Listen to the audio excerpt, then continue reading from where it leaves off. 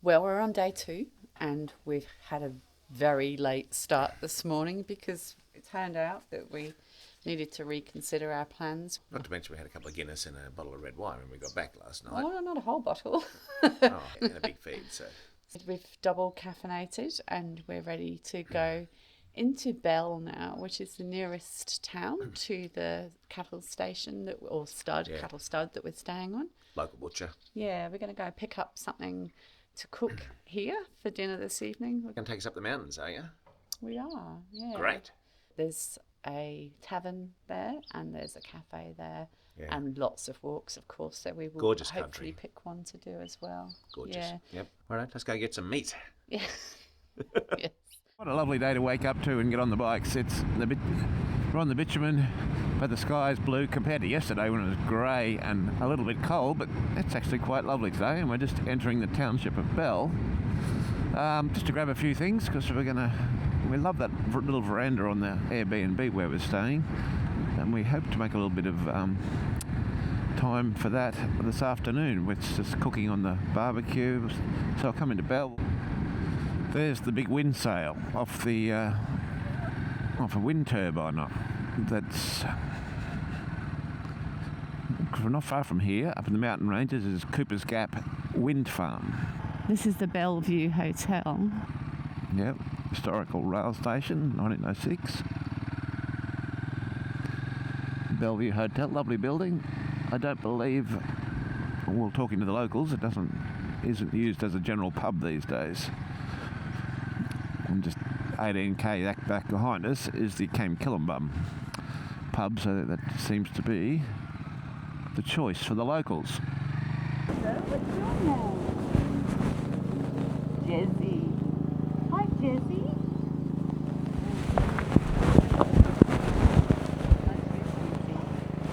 Are you going to stay in there? Yes, we hope so. It's hard. I'm sure she's showing a great deal of restraint considering she's outside a butcher shop. So, well done. Hello, doggo. Another nice doggo. Little girl, yes. Bit of an Irish wolfhound. Reckon? Hello. You're very timid. Look at your face. I think you might be a pup.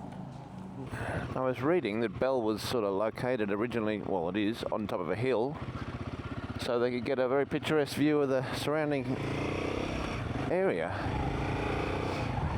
Apparently that proved a problem with some drainage. Anyway, it's all good. Nice view up off the Bunya Mountains and the valley in between, isn't it?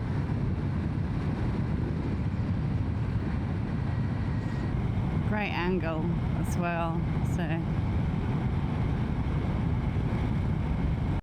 Righto, this is a gorgeous little spot. We'll be back here this afternoon for a barbecue, and we've got to stop at Camkillumbum and get a bottle of wine, and bring us back.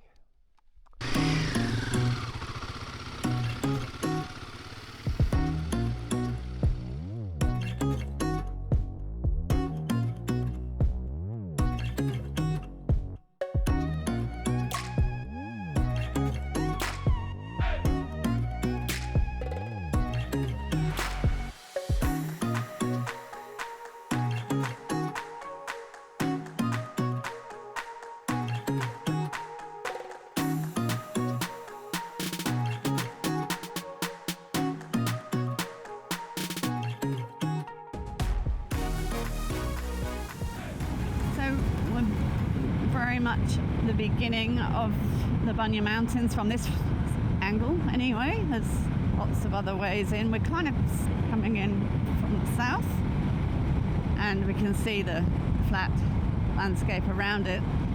They kind of rise out of nowhere really. It's Bunya Mountains National Park. Of course, that was declared 1908, I think, a national park, and that's because it's got the largest stand of the Bunya pines in the world. That's Araucaria bidwillii. Winery, turn right, 300 metres. So the national park's 19,600 hectares. It's not a whopper. It's got some indigenous cultural heritage and significance Very much. about the Bunya Mountains as well. Do you know much about that, Deborah? The Bunya pines have long been revered by Aboriginal people. They are loved for their enormous fruit, which is a pine cone that often grows between 5 and 10 kilograms in size, so they are massive things. So the pine cones have seeds that get up to 50 millimeters long, and they're a food source. Aboriginal tribes would come together for the bumper harvest because they only fruit properly like every 3 years or something like that. And when there was going to evidently be a big harvest, the word would go out and people would be welcomed together, and these get-togethers were a celebration of the tree and the harvest. And apparently all sorts of business would be conducted at that time because they could last for months. So there would be dispute settlements, there would be trading, there would be marriage arrangements made, and I've read one source describe it as an armistice of sorts because people would put their differences aside to come and share in this celebration. Ooh. My bike thinks it's night time and it's changed the dash to dark for me. Just coming up on the side of the hill here, and it's just exposed this lovely valley with the sun coming on it. And it's still up, so we're still climbing up this mountain. It's great.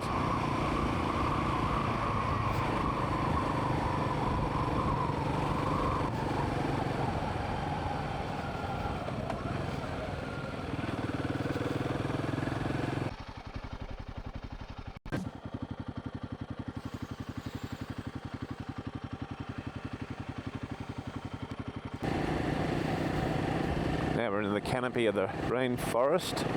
I just lost a couple of degrees Celsius as well. Yeah, it's still a lovely, pleasant day. It's gorgeous.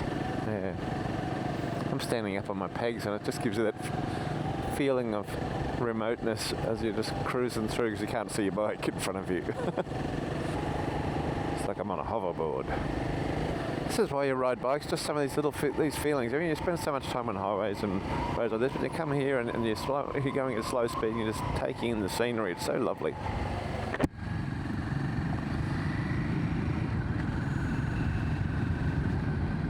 I'm being a naughty with my visor open. Me too, but we're going very slow. And I just got paid the price for it with the butterfly that just came in. Oh, here comes another bike.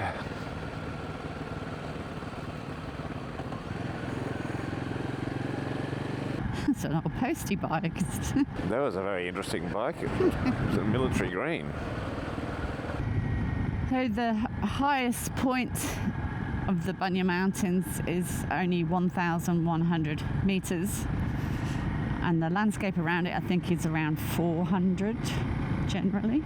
So certainly not massive elevation, but it's more the contrast, the relief. Yeah. When it's relatively flat around it. It pops up out of nowhere.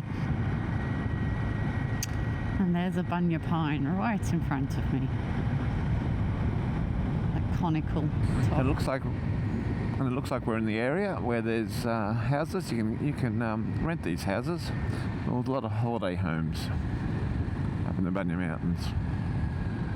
Great way for a weekender if you're coming from Brisbane or surrounding areas. Lots of lovely log cabin type places. Yep, like that.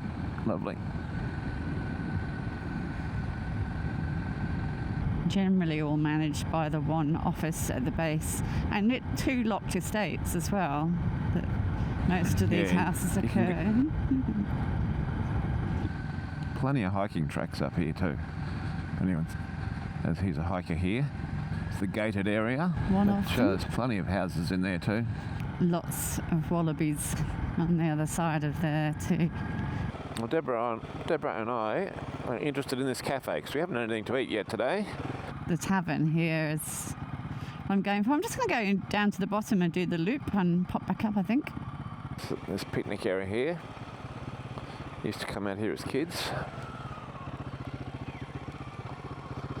On your walks.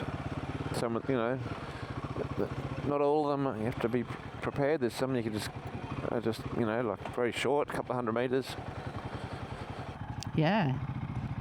I think the shortest is about 500 or 600 metres, actually, but even wheelchair friendly, the simplest of these, which is great. And I've done some like the 4 to 6 hour ones as well here. There's nothing really hard on the classification scale, but there's a bit of the simple and there's some of the quite a lot of the moderate stuff as well. So unless you're a serious hiker in training for something amazing, I would say there's something for just about everybody here. There's lots of routes as well, lots of them. There's a park right there, Deborah. Oh, there's one there too, that's fine.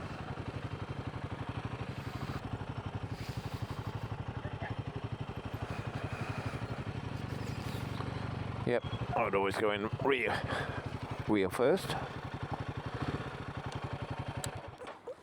Oh well, I try to when it's downhill like this, put it that way.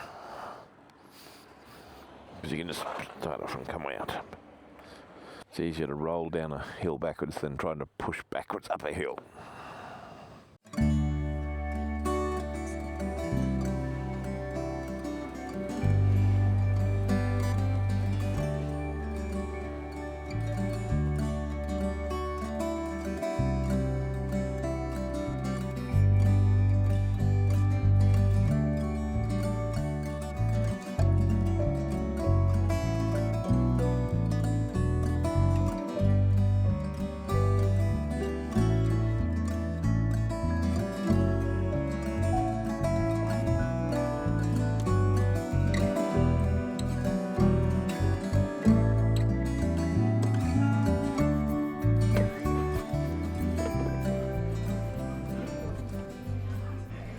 Know what that is, don't you? One of many. Look at them all. They're all over there as well. They're fairly large trees. They grow to about 50 metres tall and they're a single trunk. One trunk, single branched as well.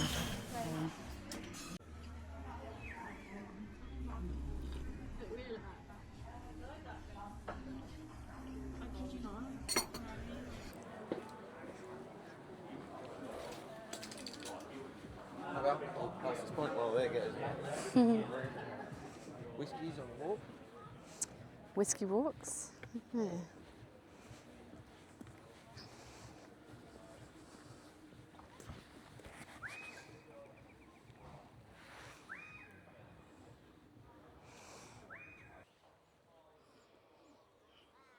Red-faced or red-necked wallabies are what's common here. I'm actually surprised we haven't seen any. So Mark and I, based on our clothing and the time available to us, I've chosen a very short, very easy walking track. It's only 130 metres.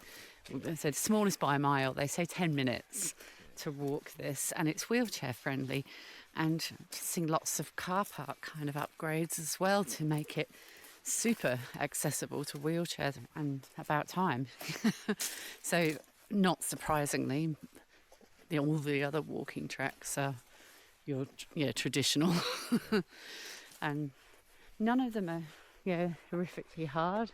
No, Deborah and I have been up here on previous little weekenders away and done quite a few of these walking tracks up here, and they've got great views over the different parts of the mountains. Lots of lovely peaks and lookouts.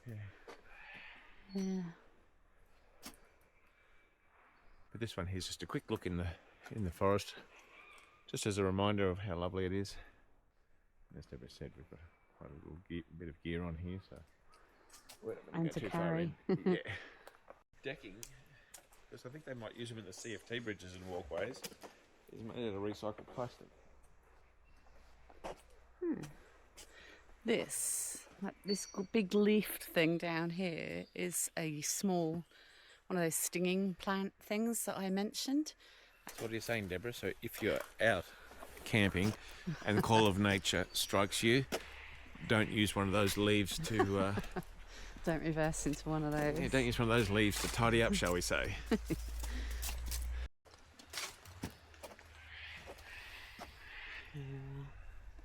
Giant stinging trees quickly colonise where a hole in a canopy lets in light. Be warned that their huge leaves cause pain if touched. Yep. What we like. Because Australia doesn't have enough other things to bite you, and you need plants to do it as well. Yeah, dangerous bloody plants too.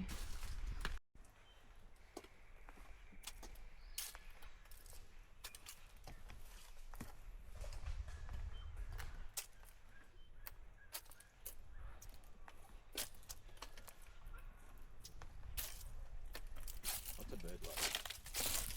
Underneath the camera. Yes, On the I forest read floor. over 230 species of birds. Here it's So, plenty of bird life, but looks like there's something else around here too. And that's not a carpet python because they're not venomous. We're going to starting our descent here for the next 5 kilometres. They're coming down the other side of the mountains on the northwest side of the mountains. Yep. Burton's Well, 300 metres. Slow down, sharp curve ahead, a little wooden sign said. Oh, Yeah, they'll call it Dead Man's Corner.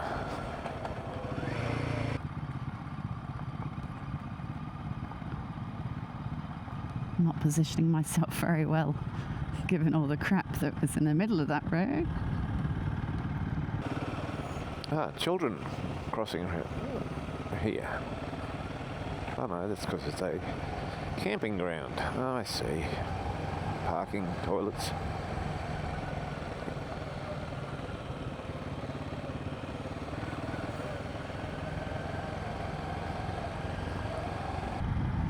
So many different places to camp here, isn't there? And Yeah, I didn't even know they were here. so many different walking tracks as well. It is such lovely riding through this rainforest on this mountain. Mark's just making up for spending Monday to Friday on his bottom behind a computer desk. Ain't that the truth? He's trying his best not to sit down all weekend.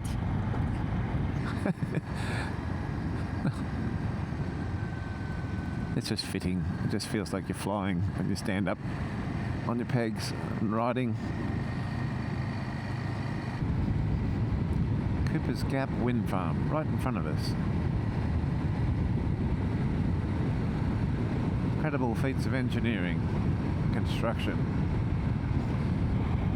I have never been so close to a wind turbine in my life. And to be honest, I've only really driven past them in the UK. For riding, it's actually quite good that it's not windy. But it makes the wind towers or wind turbines less impressive. Makes them look lazy. But they're still an impressive structure. Absolutely. Managed to find Mark another unsealed road.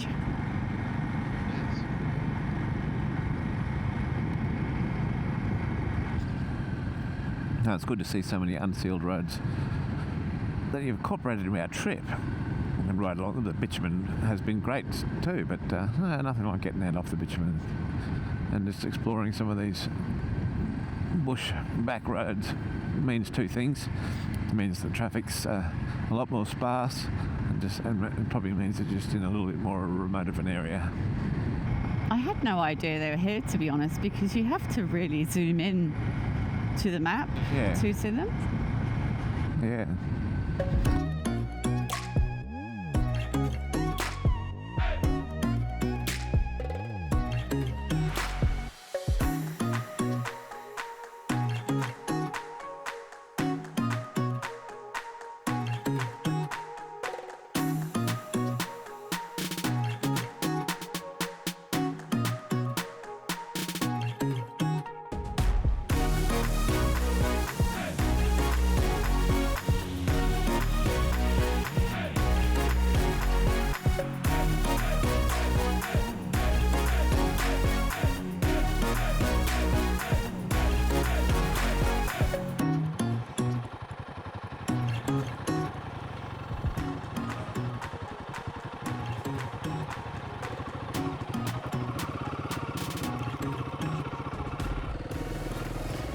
Doesn't look anything challenging. There's not even any big ruts. So yeah, it looks like the water's tracked down the right hand side mainly. There's a couple of cross ones here, so I'm going to go over to the right in the gully, which is fine there. Just keep to the right where I am. Yep, that's nice and smooth on the gravel, nothing wrong there.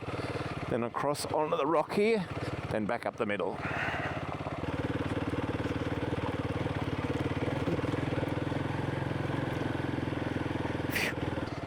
Keeping yourself stood up nicely. Survived.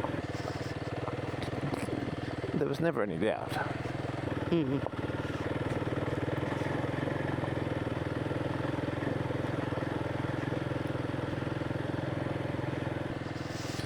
I want to know why the road's called Boiling Springs. Oh, there's a little shaded cover up here and everything.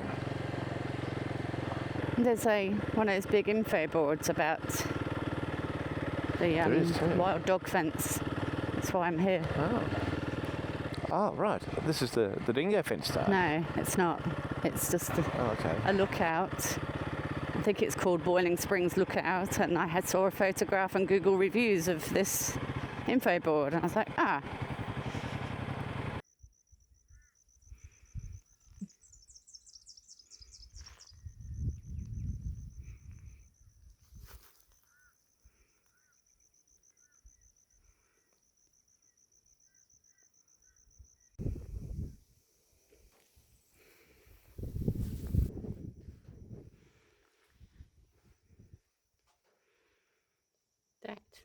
That is the longest fence in the world. Over 5,000 kilometres. It starts here. Not this very spot, but only a couple of kilometres away.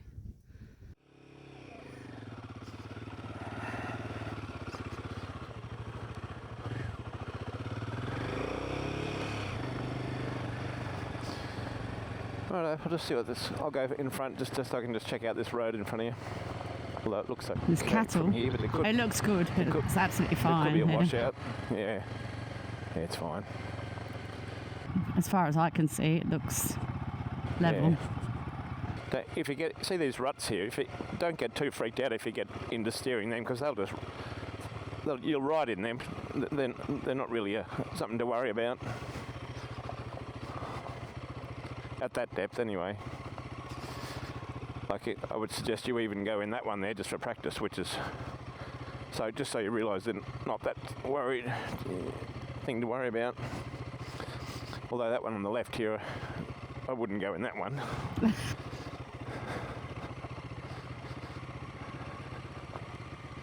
Still no kangaroos. What? Still no kangaroos. And here it is after 4 o'clock. We're doing a bit of paddock bashing. We're not really doing paddock bashing, we're in a two-wheel drive road. Let me go through the wild dog barrier fence here.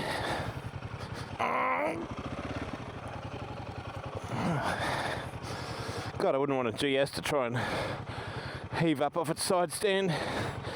We're on the side of a hill. I don't know, Deborah and I have been donging on all about kangaroos and wallabies and how to keep an eye out for them, but we haven't seen one all day. And we're here prime country where they should be everywhere. The guy next to me at the piss trough at the bun last night did say that with all the wet weather, the roos and the wallabies are staying back off the roads and so forth, because they've got plenty of water off the dams. This road is called Boiling Springs Road, and I'm a little bit disappointed that I haven't yet seen a boiling spring. I can only assume there must be one here at some point in its history. How do you like my choice of road, Mark? I think it's brilliant. I have to say, I did not Google Map verify this one. Oddly enough, the Google van's not been here either.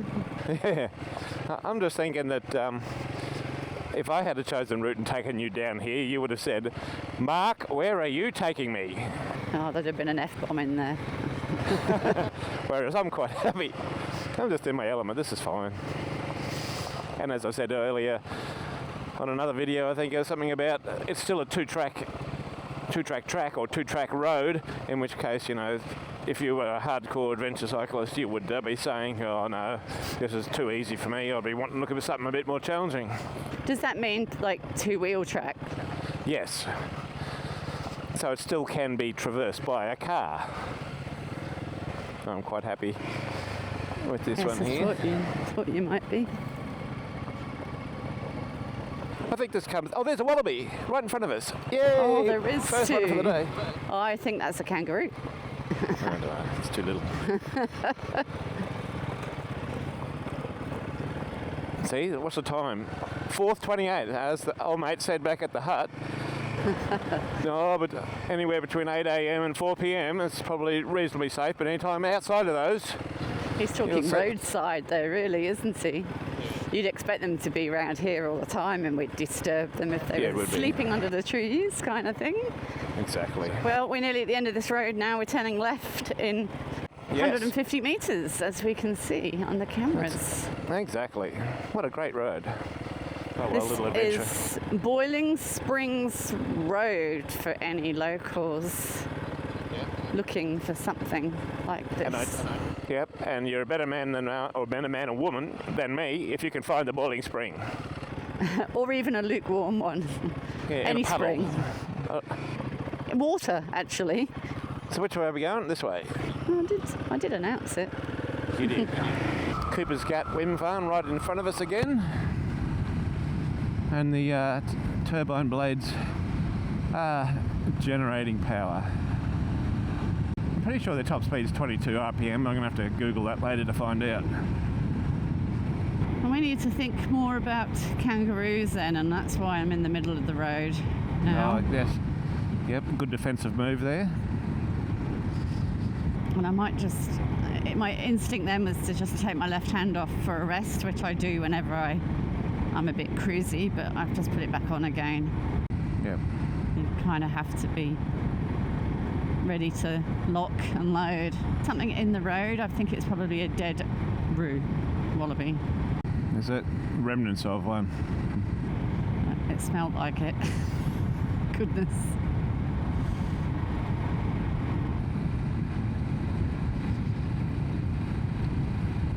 There's one on. Your camera on? Oh, damn. Just had a kangaroo hop out in front of me on a diagonal across the road. I think Mark might have captured that on his camera when mine was off. And a dead one. The dead ones are the clues, always, with the roads that are problematic. That's all the evidence that they are around. But look out for the bouncy things. We don't have far to go down this road, fortunately.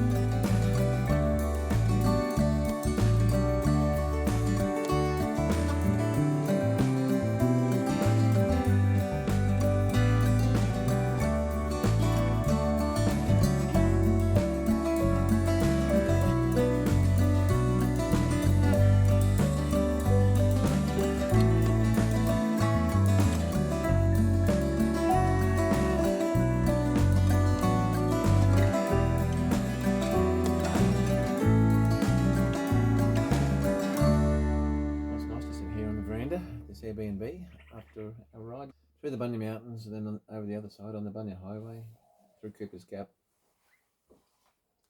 Boiling Springs, Dingo Fence, Bell. I was so used to being in control of everything because senior rider. Everything motorbike. Yeah. But so on this one, it was kind of good just to sit back and just follow you and see where you take me, because it's actually quite good. A couple of little times I was saying, where are we going now? Or is this going to be too short? But the day has turned out the perfect length, perfect mix of bitumen roads and off-road.